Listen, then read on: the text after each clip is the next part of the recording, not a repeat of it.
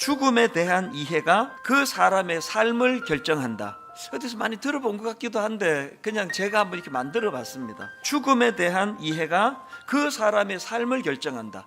그래서 제가 이걸 가지고 어제 쭉 계속 묵상을 하는데 갈수록 이 한마디가 담고 있는 의미가 아주 무겁게 다가오는 걸 느꼈습니다. 그 중국의 진시황이 바로 그 케이스 아닙니까? 진시황은 39살에 천하를 통일한 인물입니다. 대단한 사람입니다. 그런데 이렇게 대단한 진시황이었지만 그는 그 죽음을 두려워한 나머지 전 세계로 사신을 보내가지고 먹으면 늙지 않는다는 그 전설의 그 불로초를 찾도록 했는데 그렇게 노력하고 몸부림쳤는데 진시황이 몇 살에 죽었는지 다 아시죠? 50살에 죽었습니다. 그렇게 그냥 비참하게 죽는 것이 문제가 아니고요, 그 진시황의 그 허황된 그리고 죽음의 공포를 떨치지 못하는 그 일들로 말미암아 후대가 얼마나 고생합니까? 그 진시황의 죽음 이후로 15년 만에 자기가 이룬 통일 제국이 무너지는데 이 진시황의 잘못된 태도가 큰 원인을 제공했다, 그렇게들 분석하는 거 아닙니까? 이 죽음에 집착하는 진시황을 보면서 이 죽음에 대한 이해가 그 사람의 삶을 결정한다, 이게 어제 참 마음에 계속 와닿았었습니다. 이 죽음에 대한 잘못된 이해가 오늘 우리 현대인들에게 엄청난 부작용을 가져다 주는데요, 그 중에 대표적인 사례가 쾌락주의예요. 죽으면 끝인데 살아있을 때 즐겨야지, 이 쾌락주의입니다. 그런가 하면은 또 죽음에 대한 잘못된 이해가 낳은 참 이 시대의 가슴 아픈 그 부작용이 뭐냐 하니까 허무주의.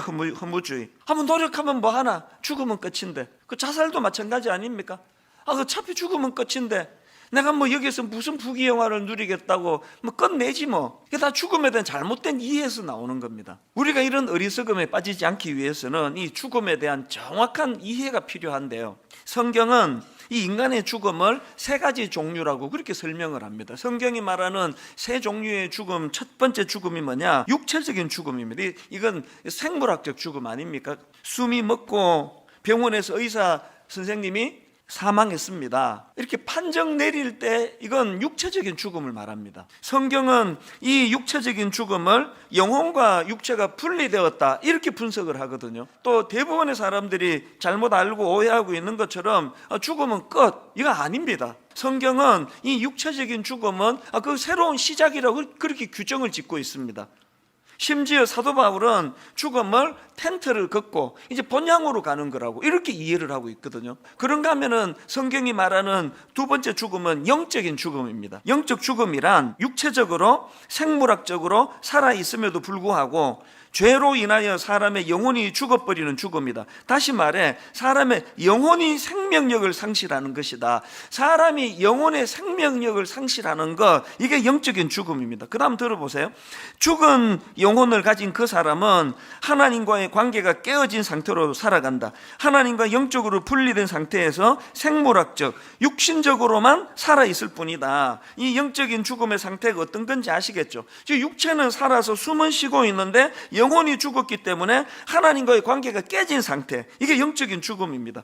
에베소서 2장 1절에 너희의 허물과 죄로 죽었던 너희를 살리셨도다. 5절에 허물로 죽은 우리를 그리스도와 함께 살리셨고, 이걸 본 어게인이라고 그러는데요, 이해를 못하는 겁니다. 아니 내가 죽은 적이 없는데 무슨 다시 살리셨다고 그러느냐. 이 영적인 죽음을 이해를 못하기 때문에 그런 거거든요. 그래서 이 영적인 죽음의 상태가 어떤 상태입니까? 하나님은 알지 못하는 상태예요. 하나님은 느끼지 못하는 상태예요. 이게 영적인 죽음의 상태입니다. 그러면 본 어게인, 십자가로 말미암아 영혼이 살아난, 영적으로 살아난 사람의 상태는 어떤 상태일까요?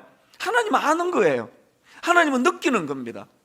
그 다음에 세 번째로 성경이 말하는 죽음은 영원한 죽음입니다. 요한계시록 20장 14절에 보니까 사망과 음부도 불못에 던져지니 이것은 둘째 사망 곧 불못이라. 누구든지 생명책에 기록되지 못한 자는 불못에 던져지리라. 영원한 죽음이 뭡니까? 예수님께서 재림하실 때 죄인이 부활한 후에 영원한 불못, 다시 말해서 지옥에 던져지는 죽음이 영원한 죽음입니다. 가장 무섭고 가장 두려운 죽음이에요. 진시황이 두려워해야 되는 죽음은 육체적인 죽음이 아닙니다. 근데 여러분 여기서 기억해야 되는 건요, 이 영원한 죽음이란 거는 한마디로 말하면 하나님과의 영원한 분리를 의미하는 겁니다. 뭐 지옥이 막 뜨거워서 뭐 이런 것들은 그 낮은 단계로 생각하는 거고요, 지옥이 우리에게 정말 가혹한 거는 하나님과의 영원한 분리라는 거예요. 몇 주 전에 제가 저희 어머니 그 돌아가실 뻔했던 사례를 한번 말씀드리지 않았습니까? 그 설교를 듣고는 미국의 저희 누나가, 이 현장을 지켰던 누나가 저한테 이제 글을 보내왔는데요, 내용을 한번 들어보세요. 엄마 폐혈증과 심장마비로 의사가 희망이 없다고 할 때 엄마 말씀이 나는 오늘 밤 천국 간다, 주님 만날 생각에 너무 기쁘다 하시고는 찬송가 493장 하늘 가는 밝은 길이 내 앞에 있으니 이 찬양을 비롯해서 이번 실 복도가 떠나가도록 찬송, 기쁨, 흥분 점점점, 그리고는 그 다음 날 병이 싹 다 나아뿌어. 참고로 이게 사투리입니다. 폐혈증과 심장마비로 이제 의사가 희망이 없다라는 걸 진단을 듣게 되고, 그렇게 진단받은 날 어머니께서 나는 오늘 밤 천국 간다, 주님 만날 생각이 너무 기쁘다, 막 복도가 떠나가도록 하늘 가는 밝은 길이 내 앞에 있으니 막 이런 찬양을 부른 것도 이해가 됩니까? 우리는 진시황이 더 이해가 되는 입장이에요. 나도 돈 있으면 불로초 구하겠다, 대부분의 사람이 그렇게 말할 그 두려운 죽음을 저희 어머니는, 그리고 또 그 다음날 병이 싹 나아뿌어.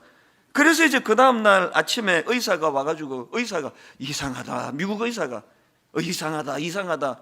내년에 이제 일주일 있으면 어머니 96세가 되시거든요. 이게 92세 때 일어난 일이에요. 젊은 사람에게도 폐혈증이 오면은, 그리고 의사가 이거 죽는다 이야기했는데 그 선고를 받고 복도가 떠나가도록 그 찬양을 부를 수 있는 건 진시황하고 황제하고 딱 하나의 차이예요. 성경이 말하는 죽음의 이해를 정확하게 알고 있었기 때문이거든요. 그 영혼과 육신이 분리되는 거예요. 그 영원한 죽음이란 하나님과의 영원한 분리를 의미한다면, 죽음에 대한 저 어머니가 보여주시는 정확한 이해가 뭡니까? 이제 영원히 주님과 함께 제한 없이 그분과 교제하게 될 기쁨이 충만하니까 복도가 떠나가도록 그렇게 찬양을 부르시는데, 살아도 감사하고 죽어도 감사하고 죽으면 더 감사하고, 이 딱 사도 바울이에요. 사도 바울 빌립보서에 보면은 내가 지금 바로 죽어 하나님 곁에 가는 게 내겐 유익하지만 너희들을 위해서 내가 더 살기로 했다. 이게 여러분 정확한 죽음관을 가지고 있는 사도 바울을 위시한 믿는 사람들의 모습이라는 거 아닙니까? 저는요 매주일 저녁에 죽음을 연습합니다. 부활을 연습합니다. 무슨 말인가 하면은, 내가 우리 젊은 교역자들에게 종종 이야기를 해요. 인생은 죽음과 부활을 연습하는 것이다. 토요일 저녁에 우선 수면 시간이 짧죠. 그리고 이제 아침 7시부터 오후 4시 반까지 입에서 단내가 나도록 그렇게 설교하죠.